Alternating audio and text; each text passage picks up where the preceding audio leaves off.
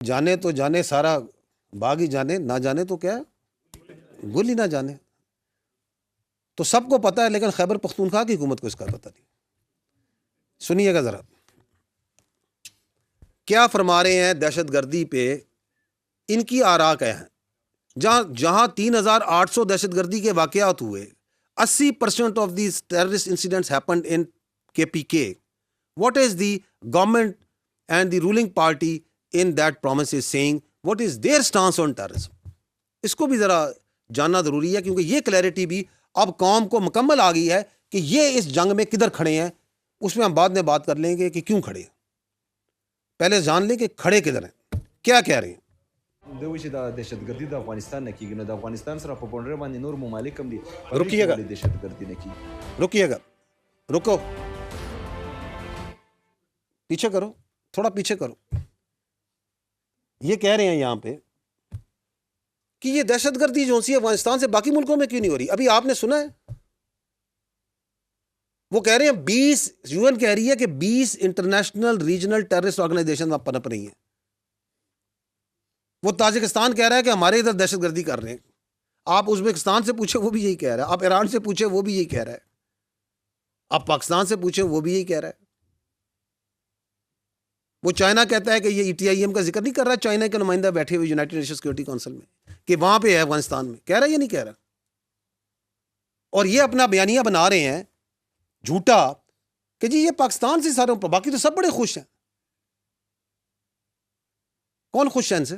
کون کہہ رہا ہے بڑا اچھا کام ہو رہا ہے وہاں پہ؟ جھوٹ.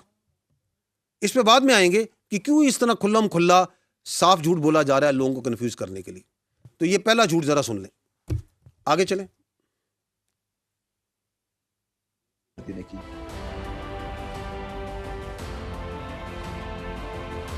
معدنیات اور ڈالروں کی پیچھے روکیں جی، اور فاٹا کا روکیں. کس کی ہے یہ دہشت گردی کی جنگ؟ یہ فوج وہاں پہ معدنیات کے لیے اور ڈالروں کے لیے گئی ہوئی ہے. یہ کون سے ڈالر مل رہے ہیں؟ ڈالر تو ان کو مل رہے ہیں یہ افغانستان طالبان کو. ابھی انہوں نے کہا کہ 144 بلین ڈالر تو افغانستان میں ہم نے ادھر ڈولا تھا.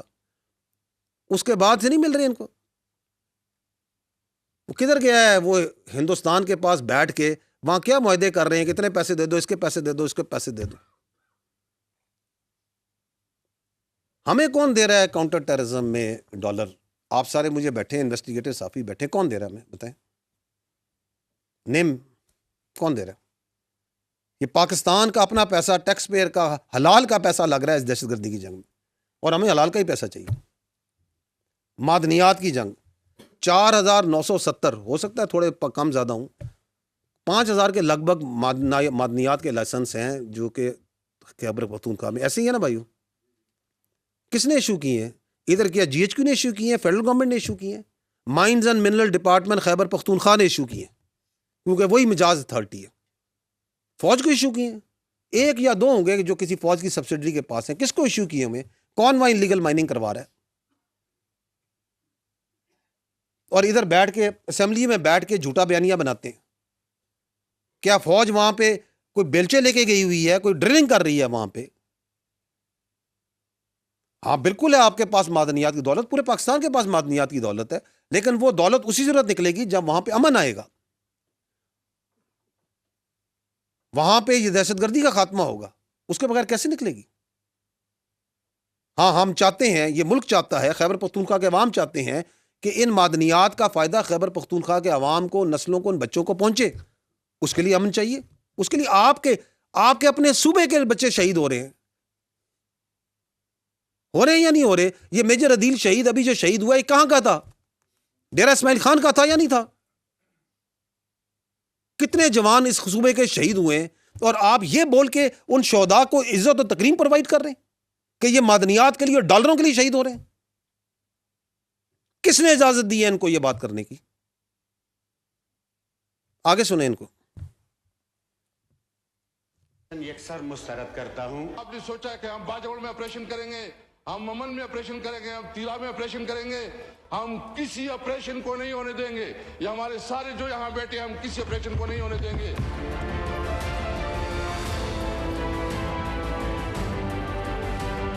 اچھا جی روکیں. کہتے ہیں جی کہ یہ فوج جون سی ہے اس کو کہ وڈرا کر جائے. Please listen very carefully and understand. This is army is a federal force and it is there, it works under federal instructions.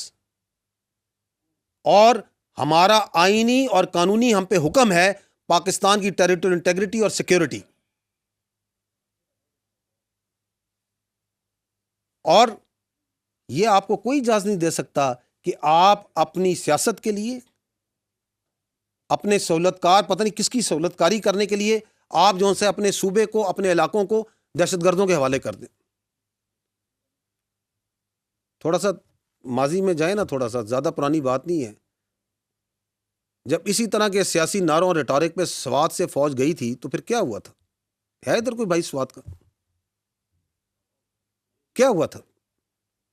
کس طرح سینکڑوں نہیں ہزاروں کی قربانی دی تھی سواتیوں نے, ان علاقوں کے بچوں نے, مٹا کے لوگوں نے دی یا نہیں دی؟ فوجیوں نے دی, خیبر پختونخوا کے لوگوں نے دی. تو آپ یہ کہ اس کو دوبارہ سے وہاں پہ ان کی اجارہ داری قائم کرنا چاہتے ہیں